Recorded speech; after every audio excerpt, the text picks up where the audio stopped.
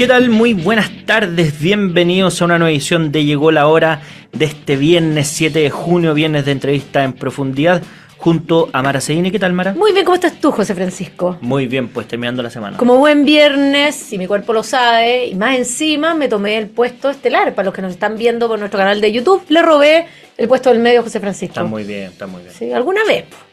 ¿Alguna vez? Sí.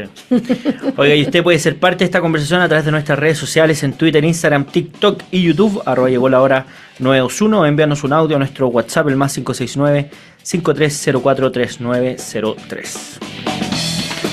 Presentado a nuestro invitado, Mara Seguini. Es que tremendo invitado. Así es, amigo de la casa ya, porque invitado frecuente en estos viernes de entrevista en profundidad. Y porque el tema también, el tema salud ha estado presente esta semana durante todo el mes en distintas aristas. Tenemos al doctor Jaime Mañalich con nosotros. Doctor, bienvenido a Llegó la Hora. Muy buen viernes, gracias. Ahora un sistema más ameno, dado que antes estaba solo yo, más denso. Mara Seguini viene a revolver el gallinero. Así doctor. es. Imagínese, lo teníamos serio, José Francisco, Pero yo no portado. yo no me aburría contigo. Estaba bien, ¿no? Creo que la llegada de Mara es una bendición. Un upgrade. Nadie dijo, tremendo. Oye, nadie dijo aburrido. ¿Ah? Lo dijo solo. Nadie dijo aburrido, lo dijo solo. Claro. Más serio habías dicho tú. Pero bueno, cada uno lo interpreta Confesión como de parte quiere. y ya. Es verdad. Oiga, doctor Mayer, partamos dando una especie de diagnóstico, si se quiere, de la situación actual, porque vemos que están pasando cosas en materia sanitaria, epidemiológica, si se quiere. Están pasando cosas con derivadas políticas, a propósito, por ejemplo, lo que está pasando y lo que pasó con la tramitación de la ley corta de ISAPRE. Están pasando materias casi judiciales o administrativas respecto a lo que pasó con el Hospital Sotero del Río y otra investigación de otros cerca de 10 hospitales que habrían hecho lo mismo relacionado con las listas de espera. ¿Cuál sería el diagnóstico de la situación actual de la salud en Chile? Yo creo que la situación es bastante delicada. Partiendo por lo primero, estamos enfrentando un momento epidemiológico muy complejo, cuyo origen fundamental es el fracaso de la campaña de vacunación de influenza de parte de la Subsecretaría de Salud Pública. Era previsible, el mismo gobierno lo señaló, teníamos informes de todas partes del mundo que permitían predecir con certeza que nosotros íbamos a tener un otoño-invierno muy complejo desde el punto de vista de infecciones respiratorias, fundamentalmente por virus sincicial respiratorio y por influenza. Efectivamente, el año pasado fue muy duro en virus sincicial, que es un agente que ataca fundamentalmente a los pequeños, a los lactantes. Y en ese sentido el gobierno ha hecho una buena campaña, ha sido el primer país de América Latina que ha incorporado no una vacuna, sino un anticuerpo monoclonal que se pone a los niños que han nacido desde el 1 de octubre recién pasado. Todos ellos deben recibir, y ya el 80% lo ha recibido, para protegerse de las graves consecuencias de la circulación que tuvimos el año 2023 al principio, claro, y fue muy grave, de este virus sincicial respiratorio. Pero junto con este virus sincicial respiratorio sabíamos que venía un tema de influenza, y es por eso que el gobierno se propuso legítimamente vacunar al 85% de la población objetiva, mayores de 60 años, trabajadores de salud, embarazadas, niños, etc. Eso, que debía haberse cumplido el 15 de mayo, fracasó. Y eso significa que hay demasiada gente, ahora ha disminuido porque la gente se ha asustado, sí, claro, y ha corrido a vacunarse, más de 100.000 personas por día, un ritmo que no teníamos antes. Vacunas agotadas, de hecho, en lugares... Hay vacunas agotadas, de hecho el gobierno compró menos vacunas de las necesarias para su propia campaña y tuvo que salir a comprar ahora... Para su propio objetivo. Para su propio objetivo, y tuvo que salir a comprar ahora 1,5 millones de vacunas apurados, digamos, para tratar de responder a la demanda de la ciudadanía. Vale decir, nunca fue real el objetivo de vacunar al 85% de la población. Y es por eso que tenemos, en primer lugar, un brote de influenza como no teníamos desde antes de la pandemia, y eso, hoy día el virus de influenza circula 3 veces más que el año pasado, y eso significa que estamos frente a un virus que, sobre todo para los adultos mayores, es muy debilitante. Hace que fiebre, dolores musculares, las defensas bajan. Entonces, con mucha facilidad aparezca una complicación, una sobreinfección, que es lo que se ha tratado de representar en esta bacteria asesina, criminal, el Streptococcus pyogenes, que en realidad está exagerado en su manifestación, creo yo, para sacar del foco de comunicación que lo esencial acá es que no se vacunó la gente de influenza. La gente que murió de COVID, muchas de ellas tuvo infección por COVID y tuvo una sobreinfección después. Claro. Y claro, la causa de muerte fue este mismo estreptococo o virus de neumococo, germen neumococo, lo que fuera. Acá ha habido una déficit de vacunación, mucha gente no inmunizada, sufre la influenza, se enferma gravemente y a los pocos días aparecen las complicaciones, que es lo que enfrentamos en este momento. O sea, yo creo que se puede decir con propiedad que la circulación del virus influenza, anteayer salió el último informe del Instituto de Salud Pública, va a disminuir, pero van a seguir apareciendo y aumentando los casos de complicaciones por sobreinfección, respiradores, tratamiento intensivo, muerte. Llevamos 2.200 fallecidos este año por infecciones respiratorias graves. Qué tremendo. Entonces, a mí me parece que en lo primero, lo epidemiológico, estamos en un momento delicado y va a empezar ahora una circulación de virus sincicial respiratorio en la que, para ser justo, yo creo que el gobierno ha generado una buena comunicación de riesgo y una buena protección, y esto debería afectar menos severamente a los niños menores de 6 meses como ocurría en los años anteriores. Y además hizo esto de adelantar las vacaciones, que en los niños tiene un efecto epidemiológico importante, es decir, deja de haber esta circulación. En el fondo ya se sabía, por algo Claro, hicieron por eso adelantaron el Ministerio de Salud la adelantó campaña, las claro. clases de los más chicos. Pero vamos un poquito a porque al menos yo he estado preguntando a distintas personas del mundo de la salud respecto a este estreptococo, que le llaman estreptococo asesino, que parece un titular bastante sensacionalista respecto a esta bacteria, pero finalmente tengo entendido, y ahí le pregunto, que esta es una bacteria que está presente, ha estado siempre presente en el cuerpo de las personas y que en el fondo lo que hace es agravar el problema. Entonces, ¿cuál es, en el fondo, qué es lo que es esta bacteria en términos generales, un poco para aterrizar? Porque pareciera que esto fuera como una enfermedad nueva. Uno lee los titulares y pareciera que llegó el virus asesino. Entonces, ¿qué es? ¿Por qué es importante? Y finalmente, también sumarle a esta pregunta, ¿qué es lo que se debió de haber hecho y en qué plazos con respecto a la comunicación de riesgo de la influenza? Bueno, lo primero es que efectivamente este titular de la bacteria asesina es absolutamente impropio y produce un pánico en la ciudadanía que es desproporcionado. Es cierto que en algunas regiones de Chile, en Ñuble, ha habido casos de complicaciones post-influenza específicamente por este microbio, con infecciones severas, y algunas de ellas se les ha incluso responsabilidad de la muerte. No sabemos cuántos casos de la muerte de algunos pacientes que tuvieron influenza y después se complicaron. Esta es una bacteria no asesina, que vive en las gargantas, en la piel de muchas personas, que si uno se hace una úlcera en la piel puede producir un pequeño absceso, una infección, y que, como tú dices, Mara, producto de la déficit de defensas, de la debilidad que genera la influenza, esta bacteria puede, digamos, aprovechar esa oportunidad, entrar a los pulmones, producir abscesos, producir infecciones graves, ¿no es cierto?, en una persona que de suyo está debilitada.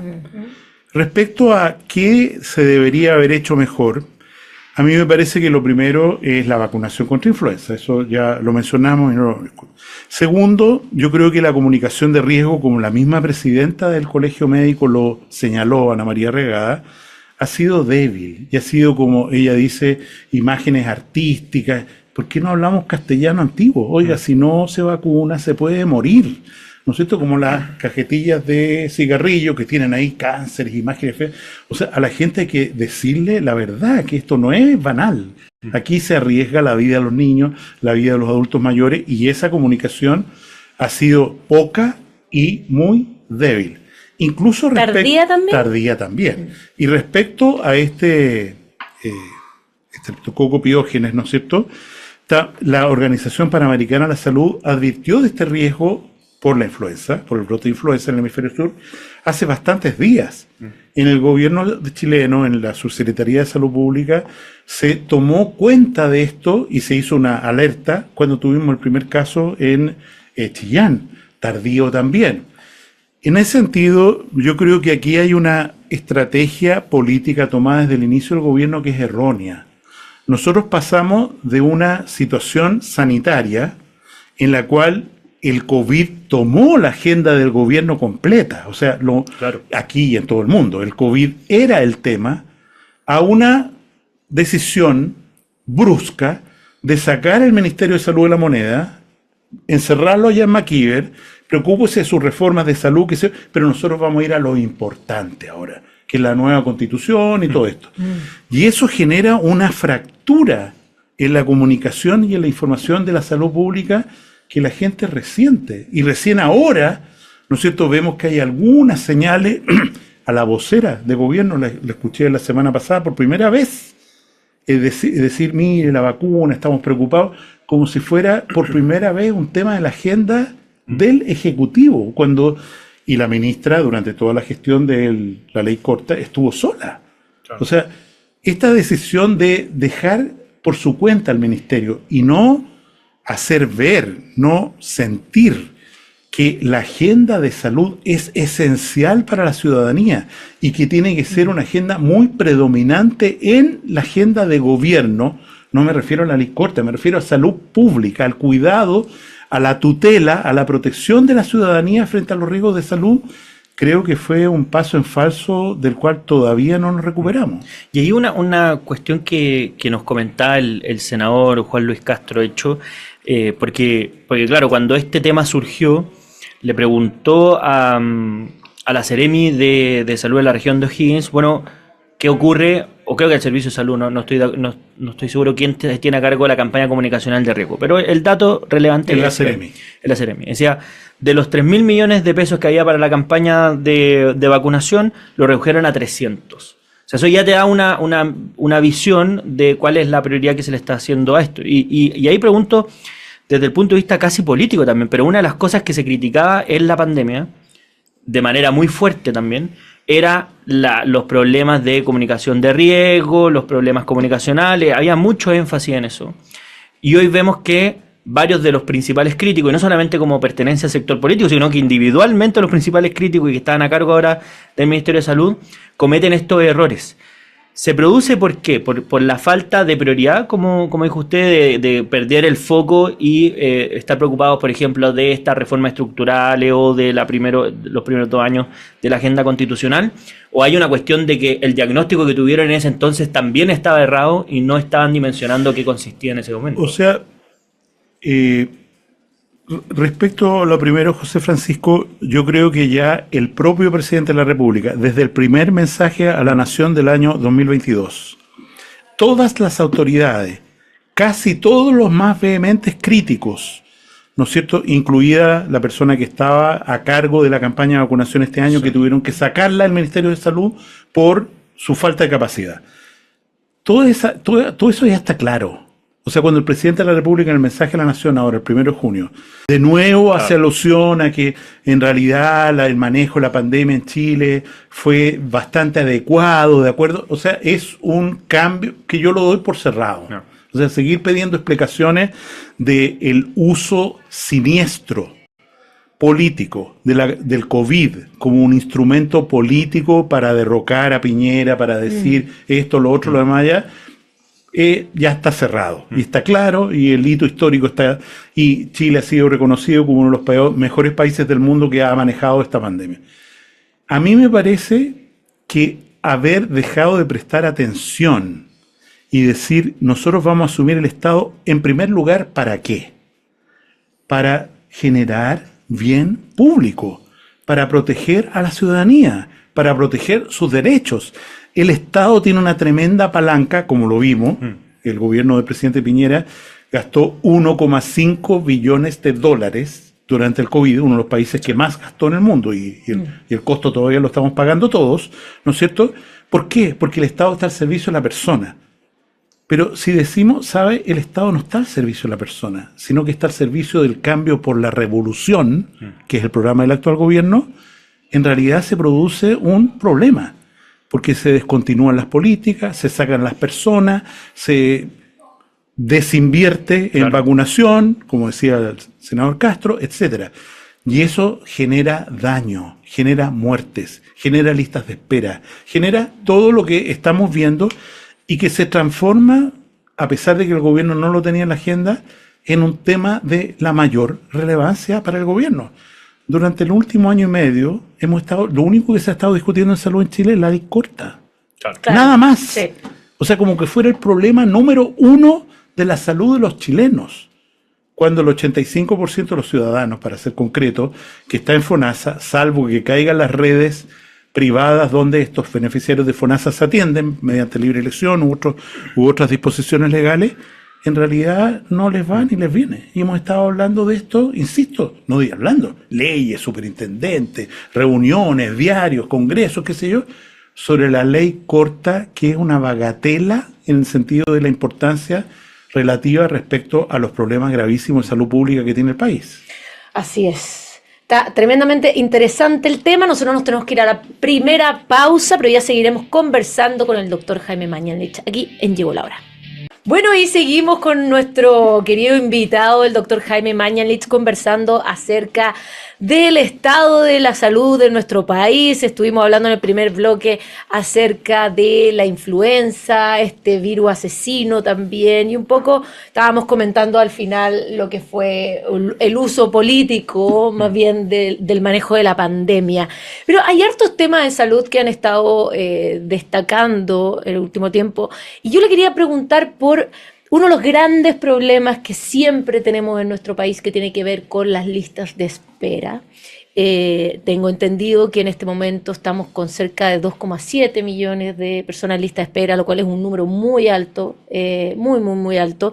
Y como bien usted decía en el bloque pasado, priorizamos la ley corta de ISAPRE, priorizamos esto, lo otro, pero esta es una de las grandes urgencias, considerando que hay lamentablemente personas que mueren esperando una interconsulta o una cirugía. Bueno, efectivamente, nosotros tenemos un sistema de salud precario, pocas camas, pocos doctores para las necesidades del país, ¿no? Y con una distribución a lo largo de las regiones extraordinariamente inequitativa, lo que hace, ¿no es cierto?, que el derecho universal a la salud, la no discriminación, sea una cuestión bastante difícil de cumplir. En ese contexto, de nuevo, evidentemente las demoras de atención producidas por la prioridad de la pandemia COVID generaron un aumento de la lista de espera, claro, que es una forma de discriminación. La lista de espera es, al final de cuentas, decir tales personas van primero, tales personas van después, por razones administrativas, las que sea, pero vamos a atender algunos primero, otros después, a pesar de que, al menos desde la cobertura auge, todos tienen descrito el tiempo máximo de espera para una atención. Y ese tiempo se pasa por lejos en muchas de las condiciones, tiempo que además deriva de el consejo experto. O sea, si esta persona no se reemplaza la cadera o no se opera del cáncer de mama en esta oportunidad, bueno, va a ser tarde, se le va a pasar la hora y después ya no va a tener sentido operarla, se va a morir del cáncer de mama, lo que fuera. O sea, las consecuencias de esto no son molestia nomás, sino que tienen consecuencias sanitarias muy graves. Paradójicamente, a pesar de que el gobierno desde el principio ha señalado que va a hacer un esfuerzo sistemático en reducir las listas de espera, eso no ha ocurrido, sino que han aumentado. Claro. Las listas de espera quirúrgica, las listas de espera auge, etcétera, etcétera. En el año 2019, la lista de espera auge eran 10.000 personas, hoy día son 70.000 personas, y solo suben. ¿Por qué?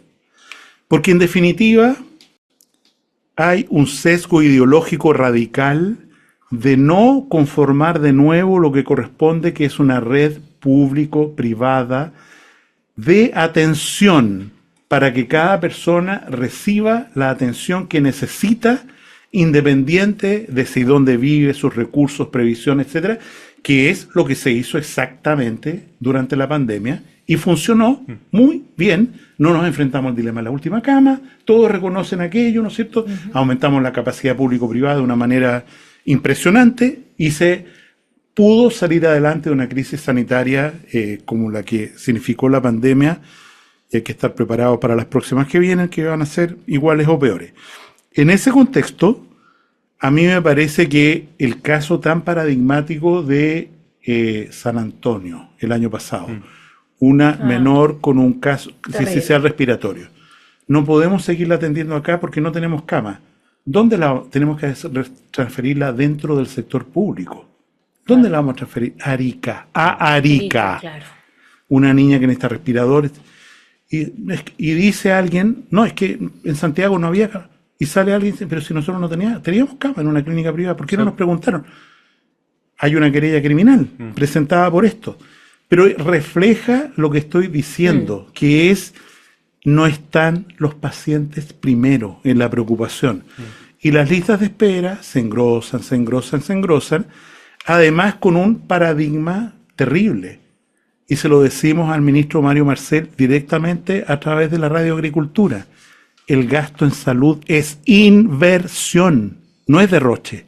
Es inversión en capital humano, es inversión en personas. Dejar de invertir en salud, ahorrar todo lo que se pueda en salud, es una mala política pública que se paga con muertes.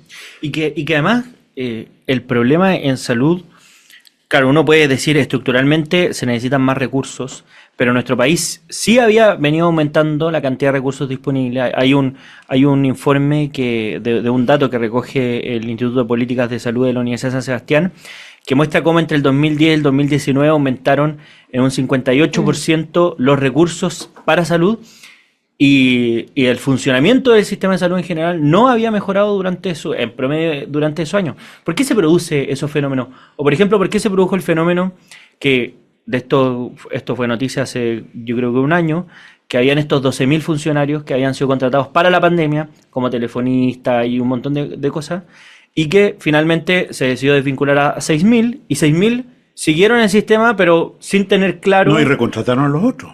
Sí, por supuesto. Claro, y fue polémica, negociación de la ley de presupuesto y todo, pero no sabemos en qué termina estando. Independiente del informe tan interesante de la Universidad de San Sebastián Ipsos, hay el informe de la Comisión Nacional de Productividad también, que refleja exactamente lo mismo. O sea, gastamos mucho más en salud, el Estado genera más, los impuestos, pero resulta que ese dinero se escapa como arena entre los dedos, ¿no es cierto? Y nadie le pone el cascabel al gato. Y pongo un solo ejemplo. Legislamos durante el primer gobierno del presidente Piñera una ley que sancionaba el fraude con licencia médica. Nadie se atrevió a usarlo.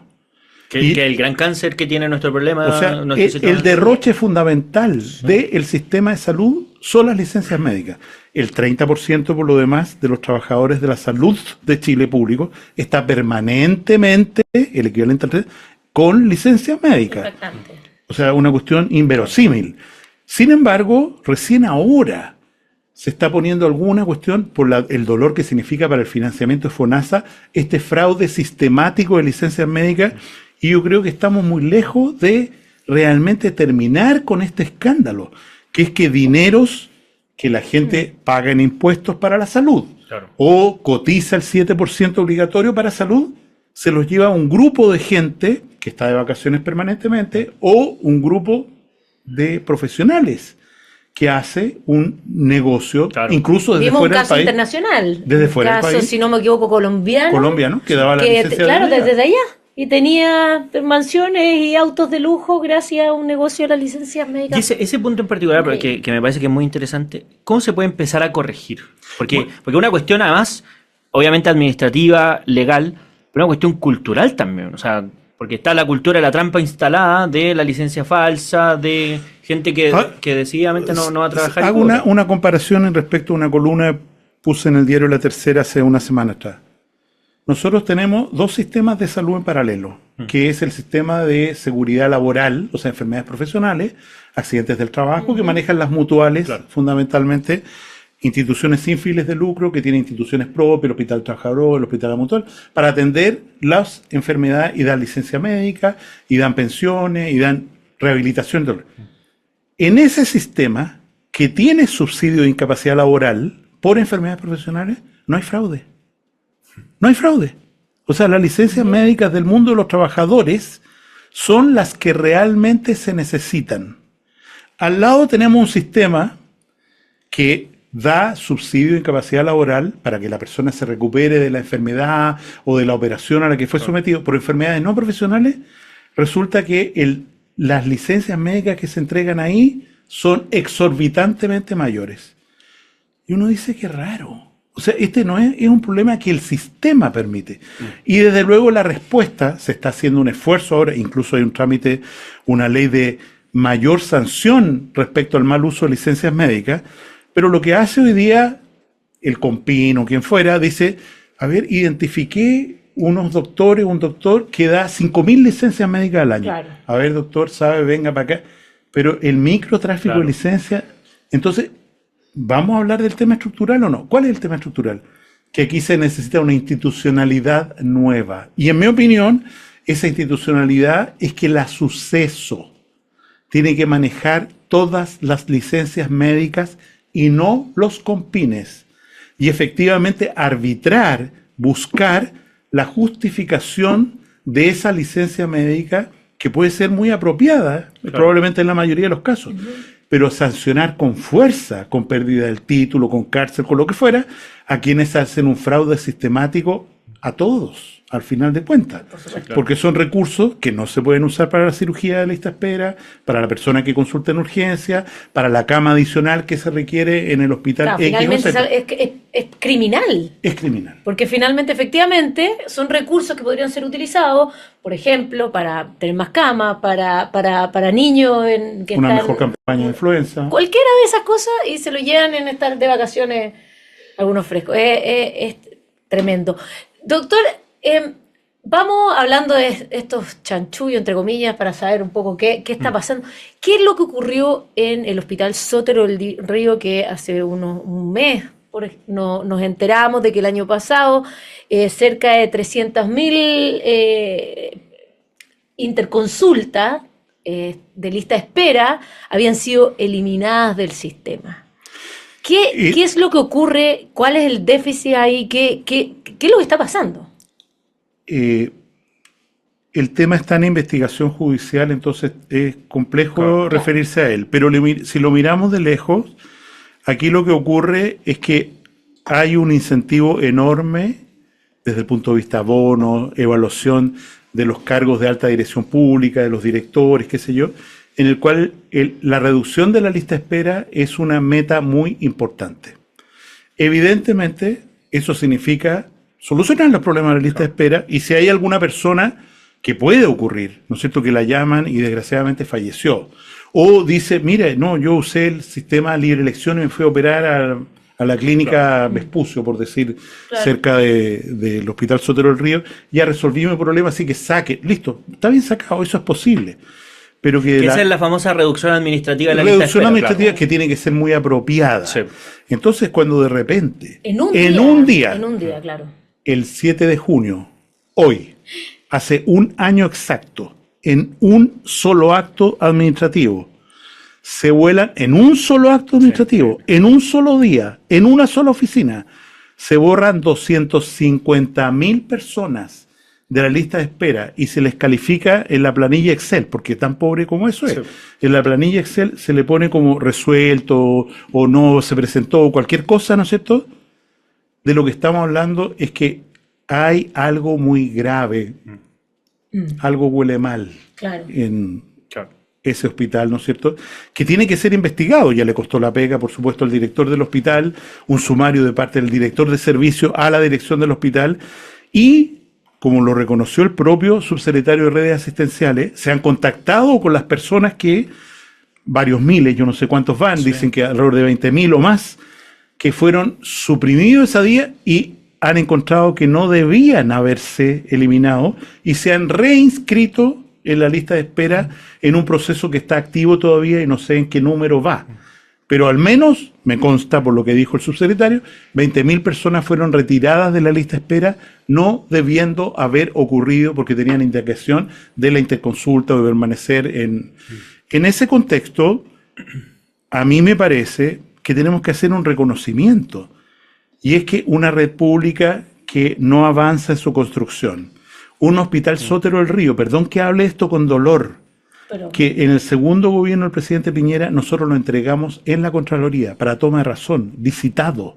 El hospital debería haber tenía personas que lo iban a construir, que han puesto la boleta de garantía. Asume un nuevo gobierno y dice, no vamos a hacer más hospitales por la vía de participación público-privada.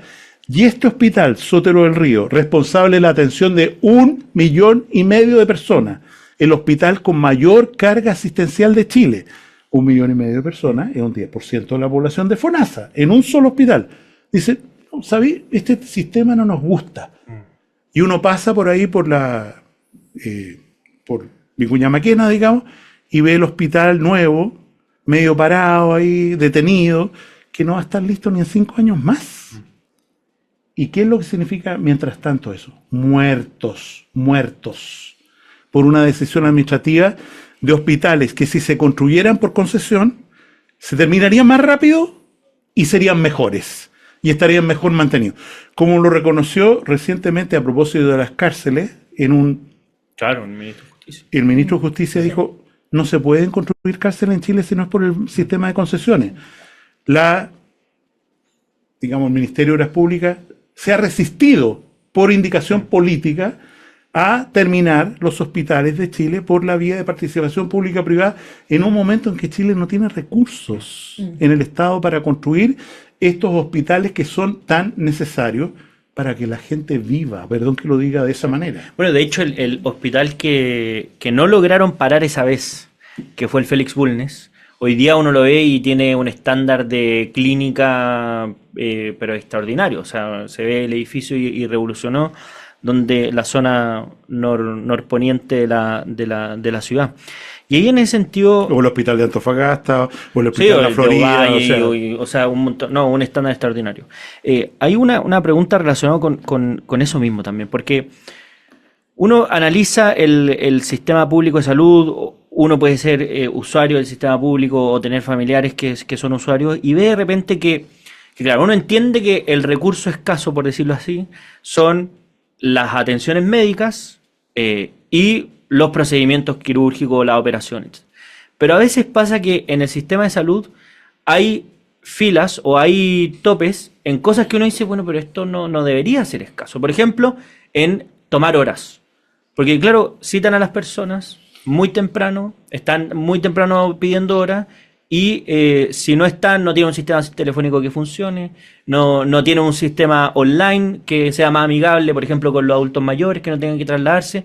¿Por qué se produce que hay tope en cosas que uno diría, bueno, esto no es el bien escaso, especialmente en un sistema que es tan complejo como este? ¿Por qué siendo que en otras situaciones se aplican estos cambios, estas medidas, por ejemplo el registro civil, el mismo sistema público en salud no la adopta? ¿Por qué es tan difícil mover esas cosas?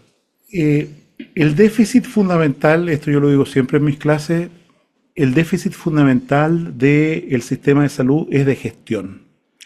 Y la necesidad fundamental se llama ingeniería de sistemas. O sea, ¿qué es la falencia más importante del sistema de salud? Que no se gestiona adecuadamente. A veces no hay interés en que se gestione adecuadamente, porque hay intereses dentro complejos. ¿Saben qué más? Durante la pandemia, la persona que tiene que venir a este consultorio a buscar su receta todos los meses idéntica. Vamos a hacerlo cada 3 meses para que no venga al consultorio y no se contagie de COVID. ¿Sabe, ministro? Sí, pero es que la pega entonces se nos pone en riesgo. Porque si se necesitan menos personas aquí en la farmacia, ¿qué va a pasar con nuestra pega? O sea, hay intereses contradictorios. Como tú bien dices, Comisión Nacional de Productividad, los pabellones quirúrgicos en Chile están abiertos desde las 8 de la mañana hasta las 5 de la tarde. Se operan, según la Comisión Nacional de Productividad, voy a redondear, 3 pacientes debiendo operarse 5 y medio. ¿Por qué ocurre? Porque a las 12 del día empiezan a aparecer pacientes que o no están bien preparados, o no llegaron, o no sé qué les pasó, que les faltaba un examen, y se desplazan al horario privado de los médicos después de las 5 de la tarde. Entonces, el sistema, perdón que lo diga con esta dureza, el sistema de salud está capturado. Y el interés fundamental, pienso en el Hospital del Salvador, ¿no es cierto?, que todavía falta por terminar. ¿Por qué se demoró la entrega de ese hospital para ser construido por concesiones?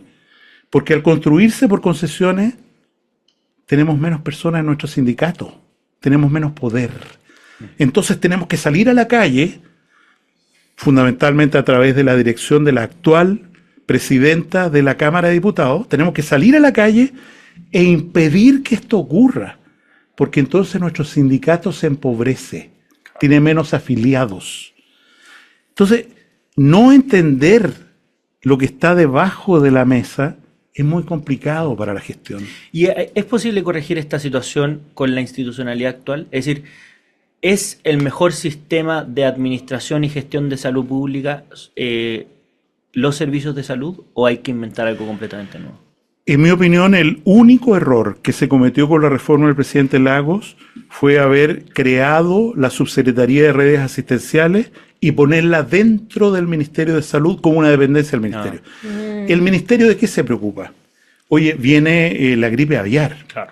Tenemos que vacunar contra no sé qué. Oye, tenemos que educar correctamente a la población. La alimentación, la obesidad, etcétera, ¿no? Fundamentalmente, salud pública. Salud pública y claro, los determinantes sociales de la salud, que son muy graves. Pero en este conflicto, en el Ministerio de Salud, donde la mayor parte del presupuesto va a redes asistenciales, entonces es un error grave. Y en ese contexto, en mi opinión, cualquier reforma de salud que se discute en Chile pasa, al menos si se quiere mantener un sector público prestador importante, por sacar del Ministerio la Subsecretaría de Redes Asistenciales, crear un sistema de empresas públicas de salud con un directorio autónomo, con un presidente de ese directorio confirmado por el Parlamento, con absolutamente imposibilidad de captura política de ese ente por el gobierno de turno. Hablemos en serio. Si no lo hacemos, los muertos van a seguir acumulándose porque no vamos a ser capaces de atenderlo. Bueno, interesante conversación.